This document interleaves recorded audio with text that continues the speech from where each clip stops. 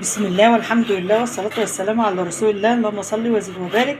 اللهم صل وسلم. ازيكم حبايبنا، عاملين ايه؟ النهارده ان شاء الله باذن الله هنعمل معاكم ايه. احنا معانا نص كيلو كبده، انا بقطع فيها هو وفاضل منه شريحه، بقطعها قطع صغيره كده عصافيري، ولو انت عايزه تقطعها اكبر من كده بتعمليها. انا عملتها معاكم مره قبل كده في القناه، والراجل اداني حته دهنه وحته حلويات، لان الكبده لازم لها حته بتطعمها يعني. فبنقطع الكبده بتاعتنا حتت صغيره كده حبايبي، وبعدين بنجهز مقاديرنا. انتوا عارفين، فلفل، توم، بصل، البهارات اللي انت تحبها بتحطيها. كده انا خلصت من تقطيع، يبقى كده نص كيلو كبده تقطع معانا اهو يا حبايبي. ودي حته دهنه كده وحته حلويات الراجل مديهاني عشان ايه اعمل بيها. فانا هقطعها حتت صغيره وجهز مقاديري وارجع لكم. ويا ريت اللي ما اشتركش في قناتنا يشترك وفعل زر الجرس يوصل كل جديد باذن الله. كده حبايب قلبي، ده النص كيلو كبده. شطفته وصفته كويس جدا، ولو مش عايزاه تغسليه عادي، بس انا بقى بغسله مكان ايدين الجزار، مكان التقطيع، حاجات من دي. بس هو اصلا بيبقى فيها كميه دم. في ناس بتأيد ان هو تتغسل، وفي ناس بتقولك لا تجيبها من عند الجزار كده تعملها. لا، انا شطفتها وصفتها. ودي طماطمتين متقطعين صغير، ودي الحته اللي هي على حته الحلويات مقطعاهم. ودي معلقه توم مقطعه، دي معلقه توم كبيره. دي ان كان عندك هراسه توم هرسيها بايه، بالصلايه، بهون، بتقطعها كده بالسكينه زي ما انا مقطعاها. هو كده كده اليخن ده كله والكبده والحاجات دي كلها بتدوب في السوى، وما بتلاقيش اثر للطماطم ولا للثوم ولا لاي حاجه. وده فلفل احمر على اخضر مقطعاه. الاكله دي يكفي ان هي اصلا فيها كميه خضار، وفيها بصل وتوم، حاجات للمناعه كلها. والفلفل ده قليل لو الولاد كلوه، يعني نادرا ان جبت قرن فلفل كده ني كده بحاله والولد او البنت ياكلوه جنب الاكل. لا، ان ما دخلتوش كده وحشرتيه في اي اكله تطبخيها، هم اصلا ما بيفضلوش. الجيل بتاع اليومين دول ما بيفضلش الخضار. فالمفروض ان احنا بنحشر الفلفل، الجزر، الحاجات اللي هي اصلا مفيده، اللي هم سهيانين عنها وما بيحبوهاش وما بيملوش ليه. انما في الاكل ما بتظهرش، احنا بندخلها في الاكله كده ايه، في حاجات بتغطي على حاجات. ريحه الكبده بتغطي على الفلفل، ما بيظهرش. حتى لو الطفل ما بيحبش الفلفل ما بيبانش ولا ياخد باله ان انت حطاه في اكل. فدلوقتي انا مقطعه كل حاجتي، مفيش الا البهارات والبصل. فالبصل دايما بخليه اخر حاجه، لان انتوا عارفين هو ايه بيبقى يصنن كده، فتقطعي تشتغل على طول. فانا هخليه اخر حاجه، لان ايه يا دوبك اخلصه تقطيع اروح على البوتاجاز على طول. خلاص كده يا حبيب قلبي، انا كده ايه قطعت البصل، انتهيت من تقطيعه. بعد كده رحنا على البوتاجاز. هنعمل ايه، دي الصينيه فاضيه خالص، مش هحط فيها حاجه خالص. هنحط ايه، هنحط الحلويات بتاعتنا وحته الدهن. هو الجزار مديني حته حلويات وحته دهن، بنحطها على نار شمعه، نار هاديه خالص، عشان الحاجات دي تسلي.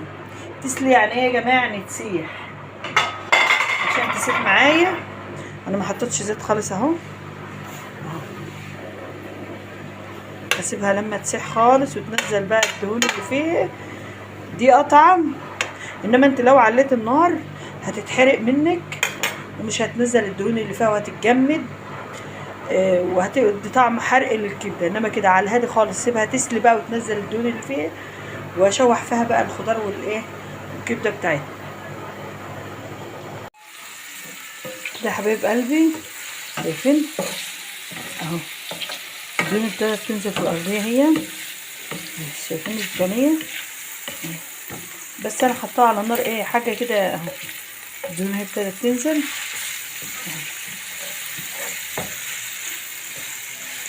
اسيبها بقى لحد ما الدهون ده حجمها يقل ايه، وتنزل كل الدهون فيها. وبعدين انا حبيت اوريها لكم، بس ده هي كده لسه في الاول. يا حبايبي نزلت بقى، هي نزلت ايه، شوفوا نزلت الدينه والليه وحته الحلويات نزلت قد ايه. بس هي الشمس اللي ضاربه في الشمس اللي ضاربه في الشباك مش ظاهره قوي اهو. هنزل في الوقت ده بقى. المره اللي فاتت لما عملت معاكم كبده قبل كده، نزلت بالكبده الاول خدت تشويحه، لانه بدا هخلط وهنزل بالبصل اهو. هجنب بقى الحاجات دي بجنب، الحلويات والحاجات دي، انزل بالبصل بقى.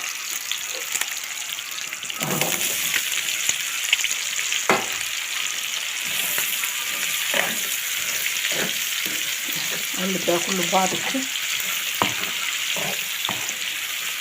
يبقى معاكي بقى معلقه خشب او حاجه كده عشان ايه الصعد والحاجات دي يعني.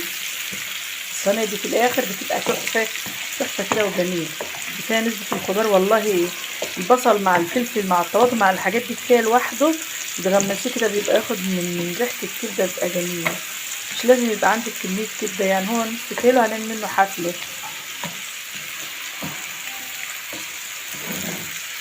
هبتدي بقى في الوقت ده اعلي النار، لان انا كنت موطيه علشان الدهون تسلي كده ايه وتنزل في الصينيه. هبتدي اعلي النار بقى عشان ايه، عارفين الكبده من الحاجات اللي عايزه النار العاليه. واسيب البصل ياخد تشويحه، خلي البصل ياخد تشويحه كده يدبل. انتوا عارفين الخضار بيبقى هايش في الاول وحجم كده، وبعدين لما تسيبه يدبل بينقص بقى. اسيبه يدبل وبعدين ايه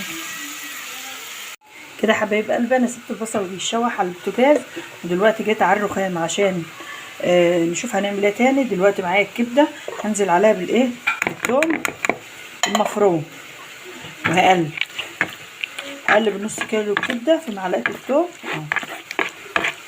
وهنروح رايحين على البوتاجاز ننزل عليه على البصل بالكبده والثوم مع بعض.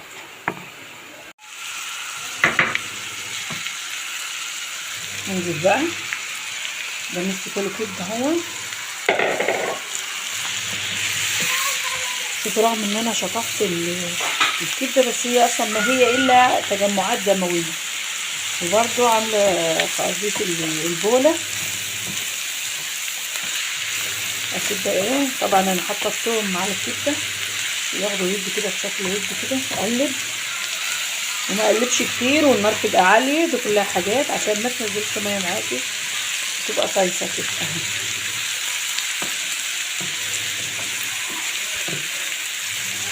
اسيبها على الوضع ده بقى، البصل والثوم مع نفسهم كده، والكبده بس هما دول اللي يكونوا في الصينيه لحد ما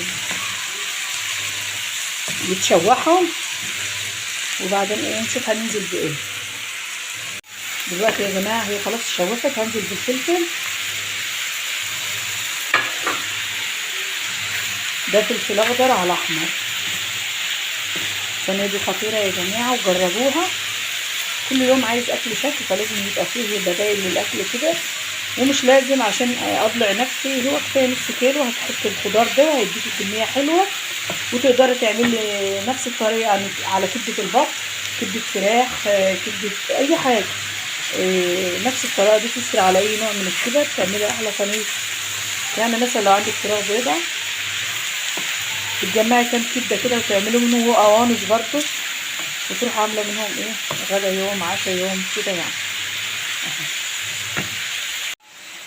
دلوقتي البهارات معانا عشان ما ضيعش، خاصه ان دي ما ضيعش طعم الكبده. فلفل اسمر وملح بس، مش اكتر من كده.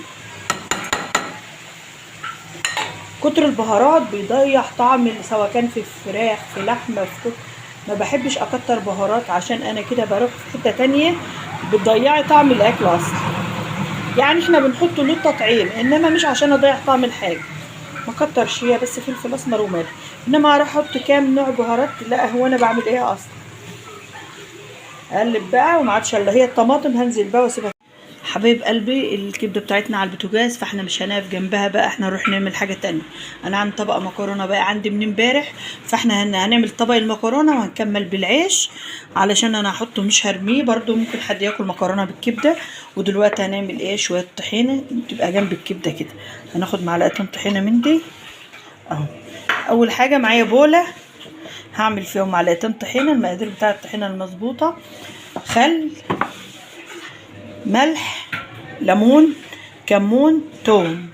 وفي حاجة تانية، يا زبادي يا مية، يا زبادي يا مية، يا مية مغلية يا مية من الفلتر عادي. اول حاجة هنا احنا هنحط ايه، خليكم معايا، معلقة خل كده. وبعدين هو لو خل مركز ما بنكترش يا جماعة، الخل بيبيض الطحينه وخلي ريحتها حلوه. وبعدين بنعصر الليمونه، ونراعي حته الملح ان احنا حاطين خل وليمون بيبقى فيهم برضه نسبه ملح، فانا حاطه نص بس. حطيت المقادير كلها قدامكم اهي عشان انا هشتغل بالمضرب.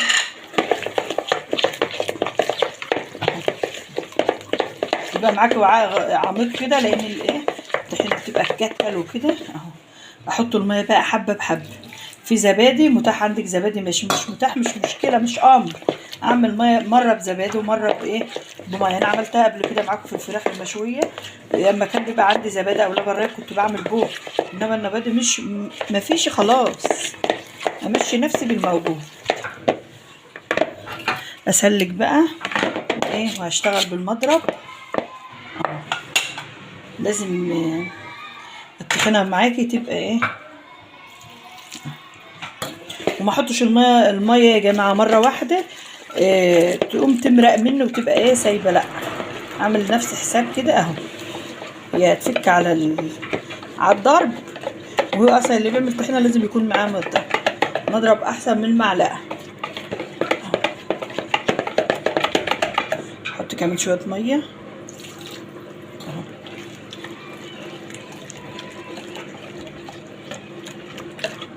ما عدتش هحط ميه بقى كده. الطحينه فيها الخل، فيها الليمون، فيها الثوم، فيها الكمون، فيها على حسب الزبادي او الميه، فيها كل حاجه. وبعملها وبجهزها. عندك وقت بدري بتحطها في التلاجة، واحط على البوله دي ستريتش عشان ايه انتوا عارفين ان فيها توم ما يكرفش ولا ريحه اي ريحه. لما احطها في التلاجة ريحه التوم ما تروحش على اي اكل تاني او اي فاكهه اهو. عن طبق مكرونه اطلعه اظبطه بقى عشان ايه نسخنه او كده عشان يتحط جنب الكبده. وعندي عيش برضو جايبينه النهارده من الفرن طازه ومخلل. انا كنت مخلله معاكم مخلي اللفت وخللت شطه، بس للاسف الفيديو اتمسح. وان شاء الله باذن الله هعمل لكم مخلل شطه لوحده. انا بعمله بشرش الجبنه بس، ان شاء الله هبقى اجيب شويه شرش جبنه من اي سوبر ماركت كده واعمل لكم شويه شطه مخلله جميله جميله، مش الشطه العاديه لا. فانا بعملها يا جماعه في شرش الجبنه، وهبقى اعملها معاكم عملي مره لان الفيديو عملته بس للاسف الفيديو ايه راح مني معرفش راح فين. فانا هبقى اعملها معاكم تاني عشان خاطركم. هنطلع مخلل اللفت من اللي كنا عاملينه بقى على القناه، وهنطلع مخلل شطه من اللي انا عملته واتمسح اهو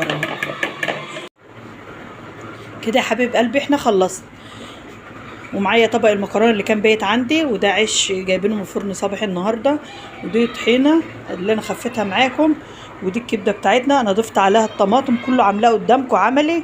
الطماطم انا ضفتها وسبتها ايه استوت ونشفت خالص من اي ميه فيها، لازم الكبده تبقى ناشفه. ومعايا ده المخلل، ده اللفت اللي انا ايه خللته معاكم اللون الجميل ده. ودي الشطه اللي انا بقول لكم عليها ان انا عملتها، وان شاء الله هعملها لكم مره لان الشطه دي جميله بس هي نادره لما بتيجي في السوق. اول ما تظهر ان شاء الله هعملها معاكم لان الشطه دي احلى من اللي انت بتخليها في ميه عاديه. لا جميله صراحه. اول ما اشوفها في السوق هجيبها واوريها لكم. وده كان الغدا النهارده، ومن نص كيلو كبده عملنا احلى غدا اهون. وشيء على شيء بتعملي احلى حاجه. ويا رب يكون الفيديو عجبكم، ويا ريت اللي يعجبوا الفيديوهات بتاعتنا ما ينساناش بالدعم واللايك والاشتراك. وصلوا كل جديد باذن الله، والسلام عليكم ورحمه الله وبركاته.